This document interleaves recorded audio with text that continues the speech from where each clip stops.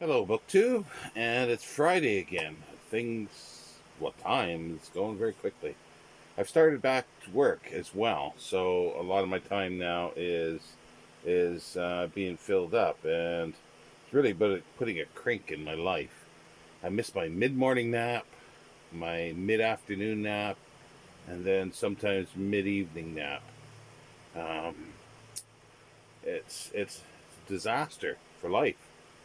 But anyway, I'm here with some mail and also a bit of a Friday reads, as well as a couple announcements. But let's get to the mail first of all, and let's open that. There's four packages, and there's a box. So let's get to the envelope here first.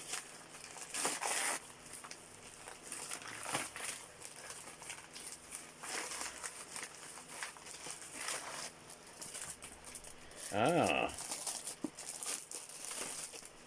this will be sort of part of the announcement. Ooh, corners are badly dinged through shipping. Clearly, a book in an envelope or a book in a baggie does not do well, especially when dropped.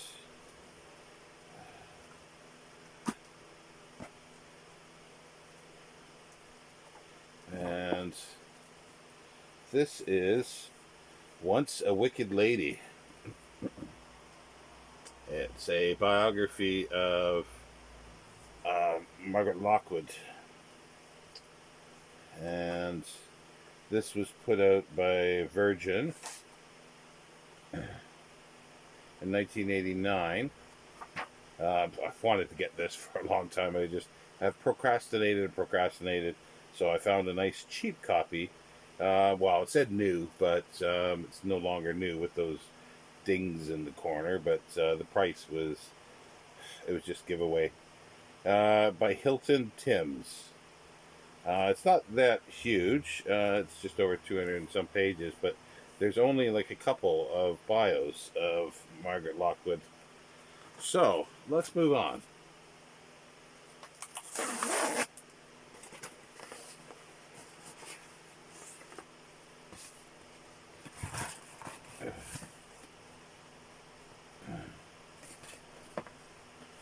Okay, now this is a gift for someone, so I will not be showing that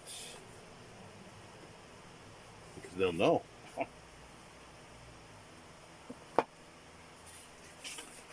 So, get that happen. Don't tell anybody. Okay.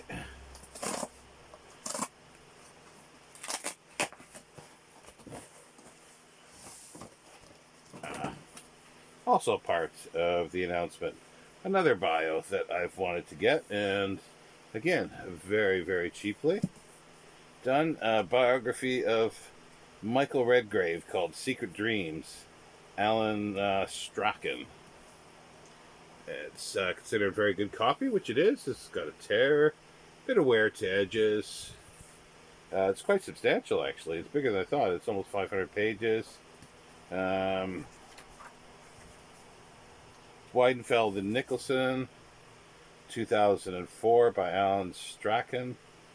I think that's be it, unless it's Strachan. That's Trachan. And yeah, Michael Redgrave from the Redgraves, but yeah, we'll get to that in a moment. So those are two that are related. Now to the box.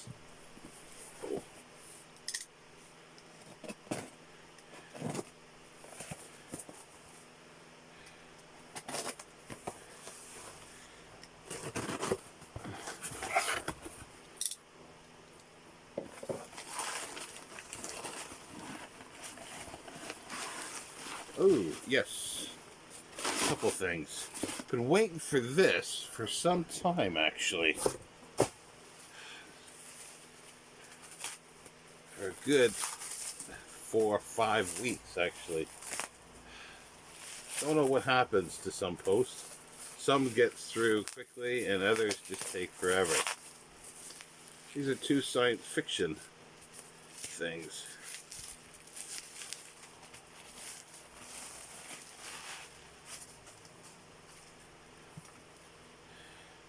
First of James P. Hogan, The Legend That Was Earth. And I don't know this one. Wait a minute, is this?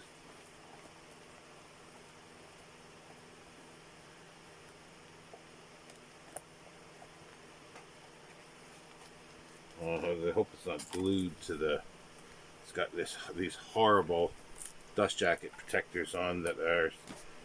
I gotta take off because they will shrink and screw up, and it doesn't take long. I can even see that they're getting tight. Yeah, I'm not familiar with this one. They've erased our problems. They've raised our standards of living. Their science is showing us that everything we thought we knew about the universe was wrong.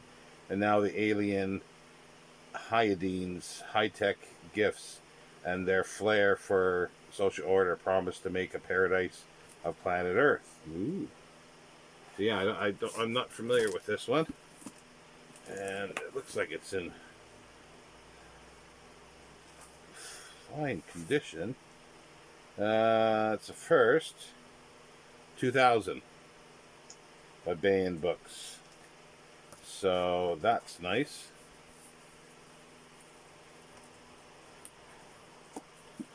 Because I saw that first, then the shipping for this person was really high. They wanted like six pounds for one book. So, or basically two of the same. Here we go.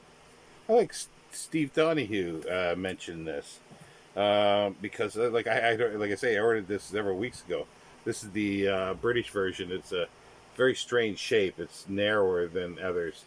It's A Scent of Wonder: The Evolution of Hard SF, edited by David G. Hartwell and Catherine Kramer.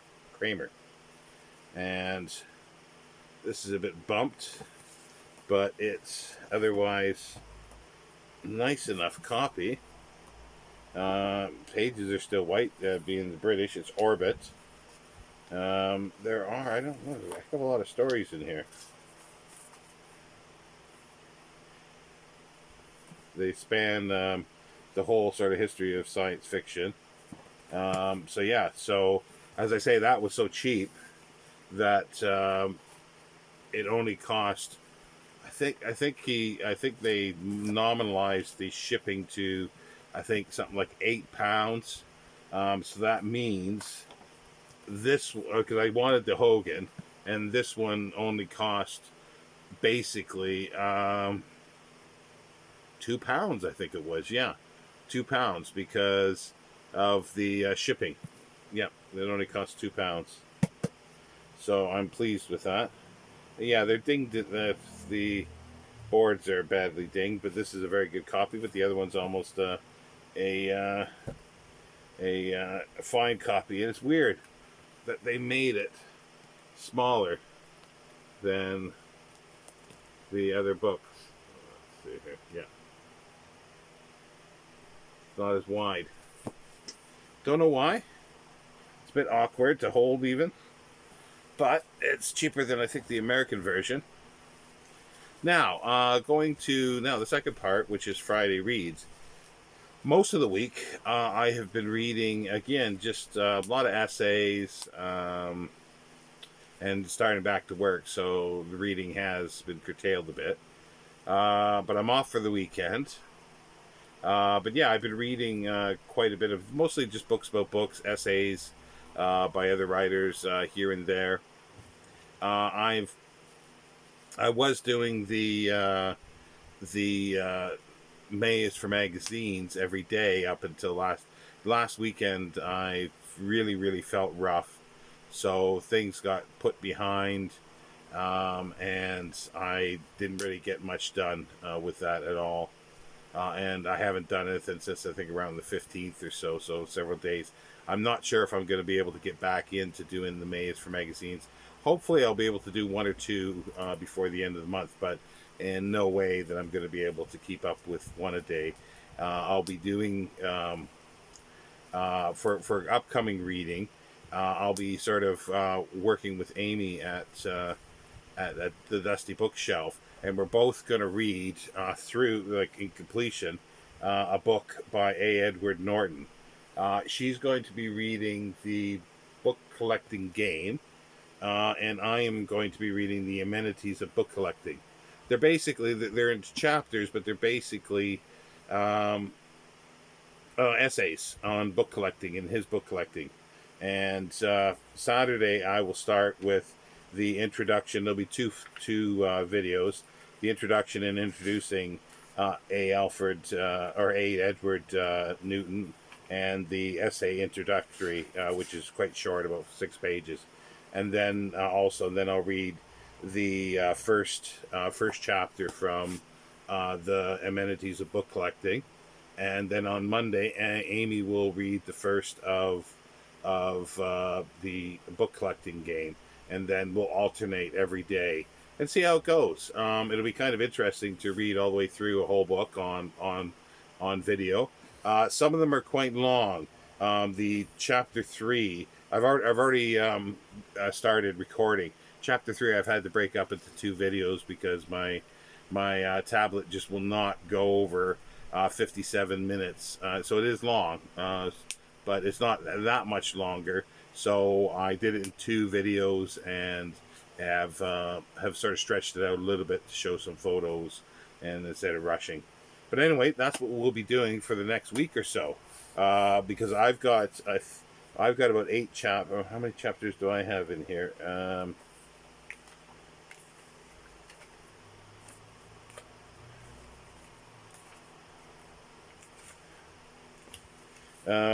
Well, actually 13 chapters, so it will go for quite a while because it'll be a chapter every other day, and the same is for Amy's book.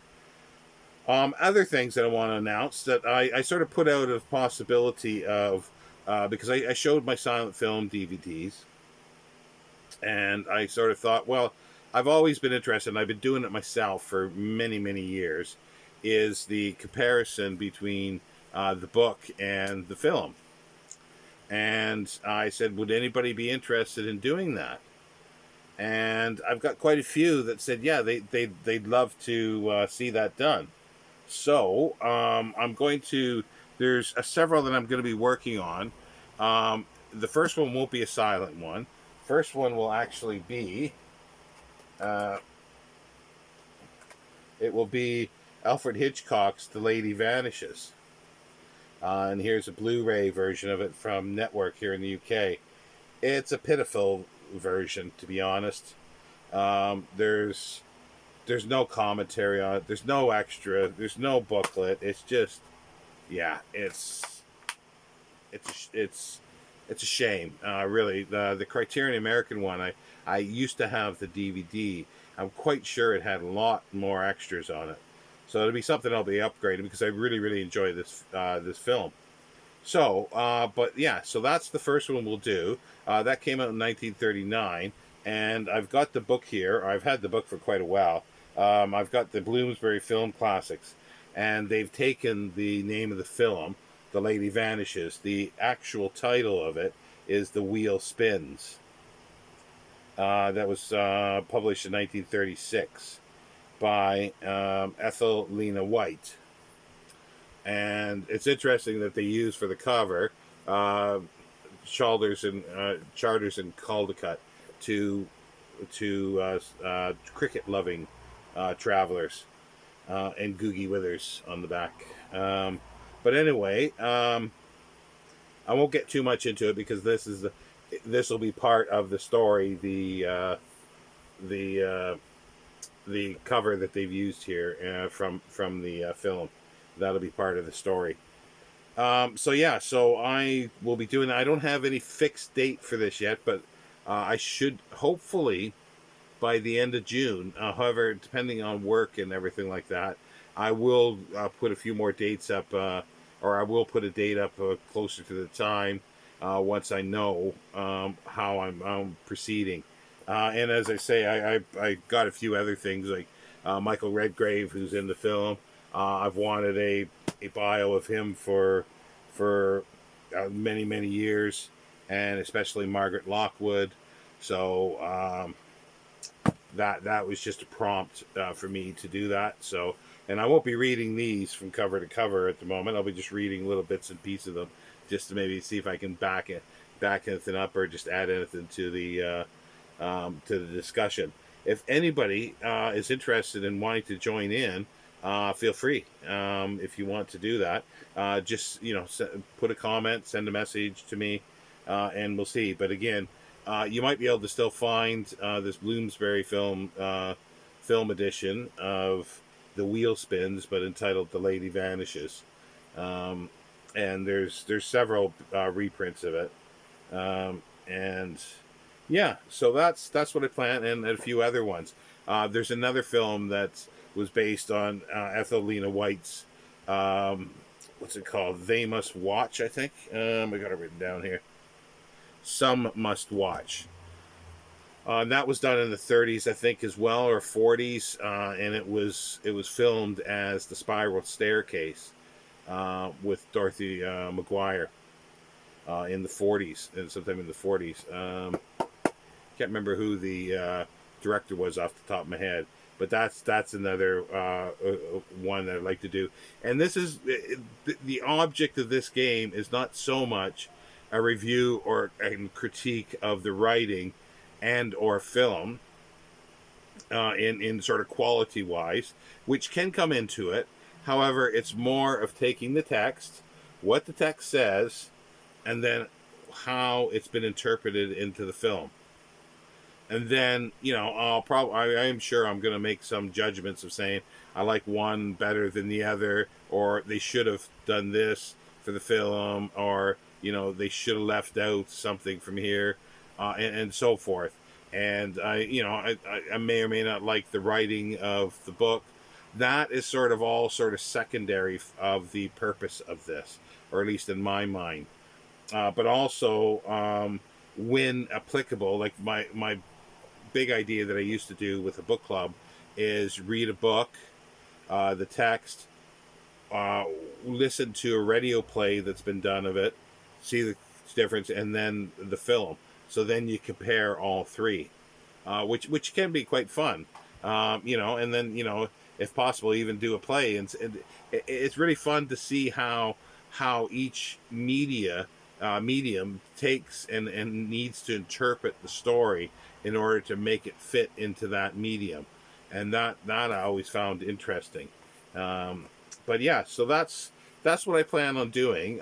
These will be sort of occasional things, and the two that I said just off the top of my head are sound films, but I definitely want to do some silent films. And again, that's where you can it can be really cool, because you could do the book, then you can do the silent film, you can do a radio play of it if there is, and then a more a modern edition. Well, even with this has been remade twice, as far as I know. I don't think any more times than that. Recently, a BBC TV film of it as well, recent in the past decade. And then I think in the 70s, maybe even Hitchcock no, it wouldn't have been Hitchcock, but somebody else refilmed the script, I think. And so, yeah, so you can always compare these kind of things, and I find it interesting. Which even more so, you could do, say, Dracula. You could compare it to the first play that was done, but that was done after by Balderson after the Nosferatu, which was the first film. So you can compare it to Nosferatu, then compare it to the play. You can even compare it to the Bram Stoker's play that he did. So you have so much stuff there. And then you compare it to, say, the Bela Lugosi version of it, and then you can compare it to the Hammer version with Christopher Lee. And in between there, you've got Orson Welles's a radio play for I forget which famous players that he did, but it's the same group that they did the Martian Invasion, the War of the Worlds, that caused the big stink. But they did Dracula as well. So it to me, it's a fun thing to do, and with a group of people, it's fantastic. And but yeah, so we'll see how it goes on here. And yeah, if anybody does want to join in, do pipe up, and we'll work on it and see what we can actually do with the with the comparisons. Anyway, I will speak to you later, BookTube. You'll see me tomorrow with the introduction and the first chapter of the Amenities of Book Collecting by A. Edward Newton. And just as a taste, here's a frontispiece of two eminent Victorians, caricatures, Thackeray and Dickens. So yeah, so we'll see you tomorrow doing that. Have a good evening, BookTube. I hope everybody's doing well, and I hope you've had a fruitful week of reading, and you'll continue to have a fruitful new week. Take care, BookTube. Bye.